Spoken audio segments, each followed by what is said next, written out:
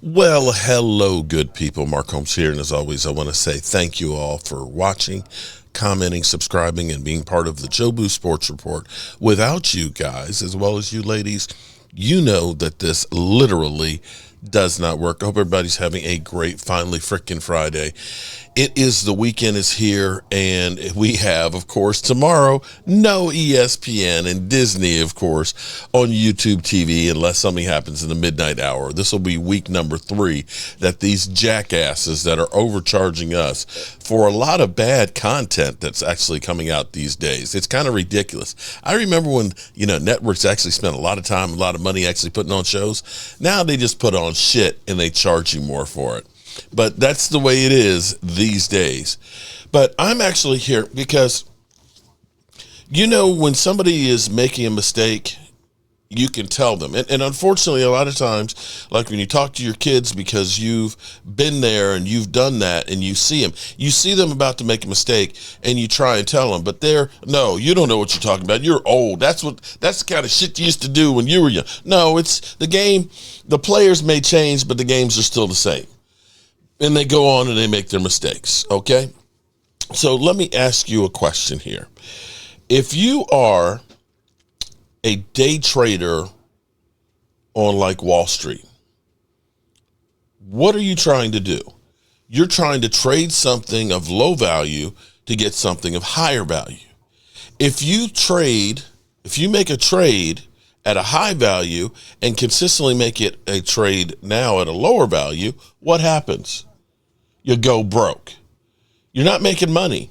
So the key here is to make trades that are going to turn into something bigger. You don't want to do a negative one. So let me say that to start the process of what I'm actually talking about. So the Cowboys ended up trading a third-round draft pick to get George Pickens. When you look at what you typically get out of most third-round wide receivers, that's not to say that there's exceptions to the rules, that you have guys that come out, like, of course, Drew Pearson, who was undrafted, who ends up being a Hall of Famer.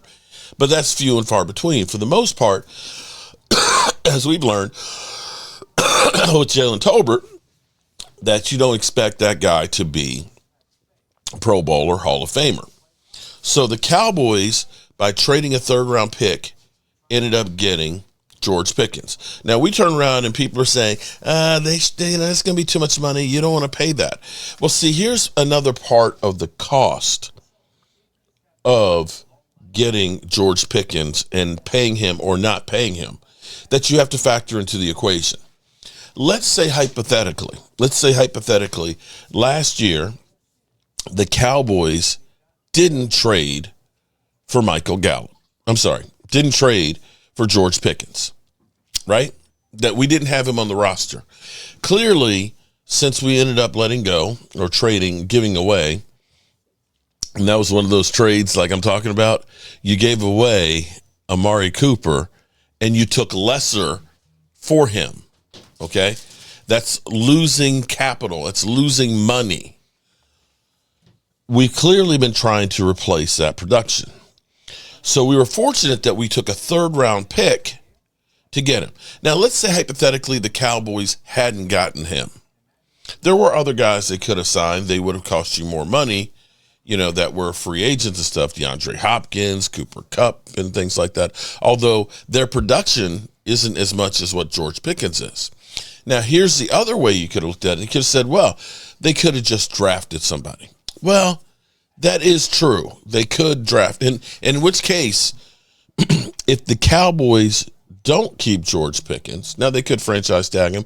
I say that you might risk him being kind of pissed off and doing the A.J. Brown. I don't think anybody here wants the A.J. Brown situation. Okay, that is like T.O. part 2. In fact, I may do a video in about an hour or so and say A.J. Brown, T.O. part 2. T.O. to the second. Okay, just to kind of stick it to him. Just kind of, stir the shit up like Jerry Jones, so to speak. You know how we do here. But here's the thing. and I've kind of described this before in the past, because before I remember when people said we should trade for Russell Wilson. Yeah, yes. Believe it or not, we had people that said, Dak is whack. Let's let him go, and we'll just trade for Russell Wilson. We'll send 2 number ones for him. And I kind of pointed out, well, when you looked at the 2 number ones at the time, you're talking about Micah Parsons and CeeDee Lamb, or Tyler Smith. So it's like, that's what you're giving up when you say trade number ones for somebody. And you can argue and say, well, you traded that number one for Quentin Williams. Yeah, but we took a number one for Mozzie Smith, and Mozzie Smith to Quentin Williams isn't anywhere close. But let's say the Cowboys, instead of signing George Pickens last year, or say this year, and they have to go through and they have to get a wide receiver. Okay, let's go to the draft from what happened last year. Let's take a look at this for a second. Okay, so Travis Hunter was the number 2 wide receiver this year taken, and he had 298 yards. Now, that doesn't take in consideration that he's now lost for the season, but he also doubled up and played some D-back. I think that was a stupid idea for a rookie to be going both ways, and I think that also led to some of his issues. At the number 8 spot, which was higher than what we had, you had Tat McMillan, who's gotten 618 yards and a couple of TDs with it. He's been fantastic, but we would have had to trade up to get him. The next wide receiver is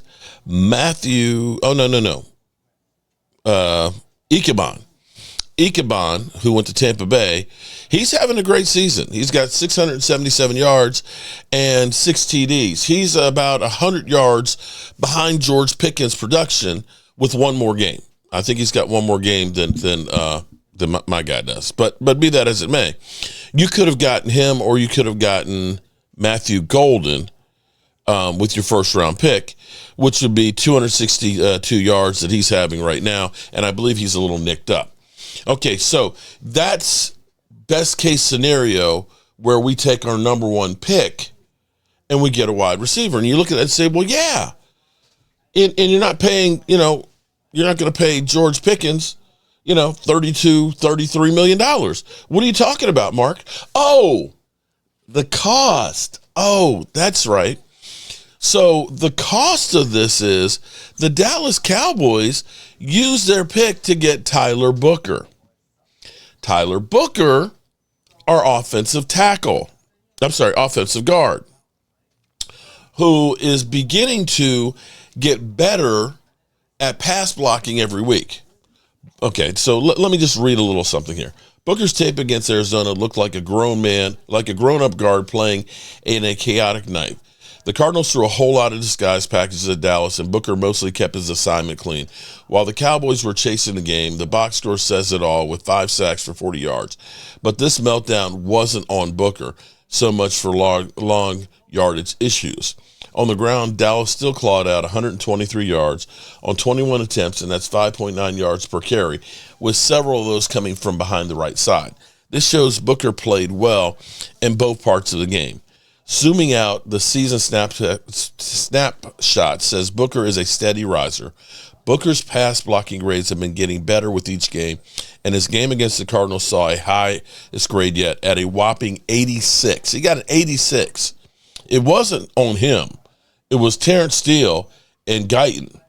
His run block work grades are at the very top among rookie guards at 79, and he's improving week by week. So far this year, he's been charged with just 1 sack and 288 pass blocking snaps. That's the 3rd most among rookie guards, and the only player to have allowed less sacks have